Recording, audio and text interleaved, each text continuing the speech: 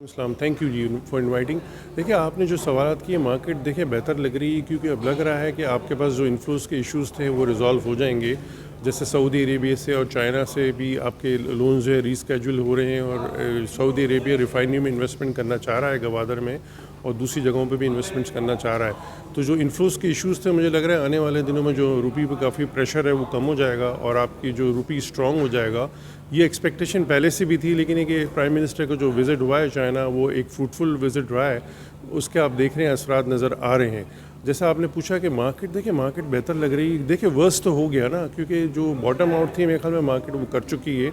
लेकिन एक चीज़ है कि पॉलिटिकल सिनेरियो से इंस्टेबिलिटी थोड़ी सी है। खान साहब के जो धरने हैं उस पर थोड़ा सा जो है आगे अगर रिकन्सिलेशन हो जाती है तो मार्केट को और ट्रिगर मिलेगा। जैसे इन्फ्लेशन के नंबर्स तो थोड़े से ऊपर आए, लेकिन आप ये देखें करंट अकाउंट डेफिसिट के नंबर्स आपके नीचे आए। तो स्टेट बैंक में जो टारगेट था उन्होंने काफ़ी हद तक पूरा कर लिया है और जो इंपोर्ट्स काफ़ी हद तक कर्टेल कर लिए। तो लग रहा है कि आने वाले दिनों में जो है ना चीज़ें बेहतर होंगी। इन्फ्लोज जब बढ़ जाएंगे तो एक सेंटिमेंट भी जो नेगेटिव हुआ था वो पॉजिटिव हो जाएगा।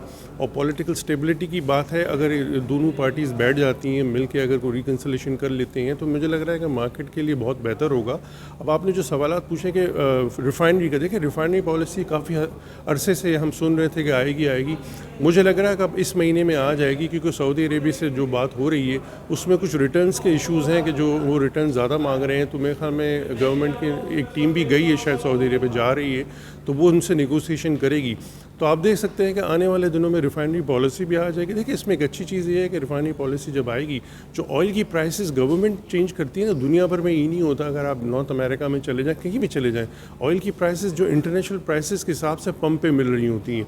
मेरे ख्याल में वो मैकेनिज़्म आ जाएगा तो जो कंज्यूमर को हमेशा गिला होता है कि भाई हमें ऑयल की प्राइस से ज़्यादा चार्ज की जा रही है, तो वो नहीं होगा।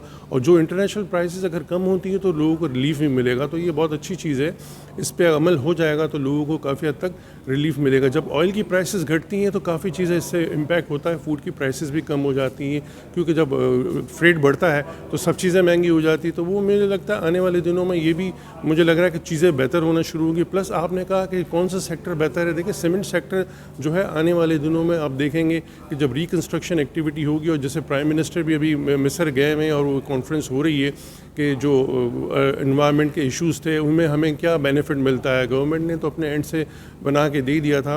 प्लस यूनाइटेड नेशंस की भी एक रिपोर्ट थी, मुझे अभी तक हमें डिस्क्लोज़ नहीं हुई है, उसमें कुछ उन्होंने मेरे ख्याल में $30 to 40 बिलियन का शायद था कि ये एस्टिमेटेड था कि इतना लॉस इकॉनमी को हुआ है। देखिए ये दुनिया को हमें देना चाहिए, हमारी कोई इसमें कसूर नहीं है। क्लाइमेट चेंज हुआ है, वो क्यों हुआ है, उन कंट्रीज़ की वजह से हुआ है जो कार्बन ज़्यादा प्रोड्यूस करते हैं, और हमारा तो इतना कसूर ही नहीं है। तो मुझे लग रहा है ये भी एक पाकिस्तान के लिए ट्रिगर होगा आने वाले दिनों में। तो मुझे लग रहा है वर्स्ट चीज़ें जो है ना आहिस्ता आहिस्ता ख़त्म हो रही हैं, चीज़ें बेहतरी की तरफ जा रहे हैं। और देखिए हमें पॉजिटिव सोचना चाहिए।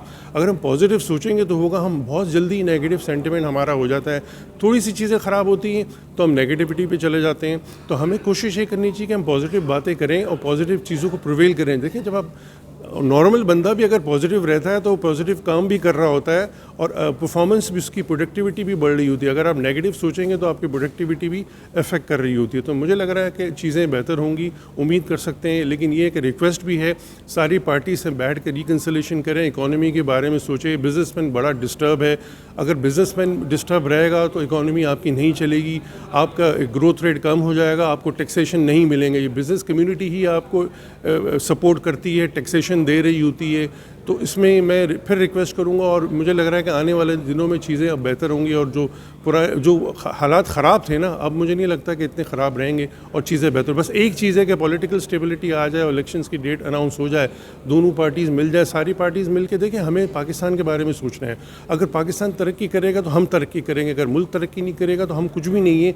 इस मुल्क के बगैर हम कुछ भी नहीं है। तो मैं फिर रिक्वेस्ट करूँगा, हमें मिल के इस मुल्क के लिए काम करना है। Pakistani be Pakistani, buy Pakistani. Thank you ji.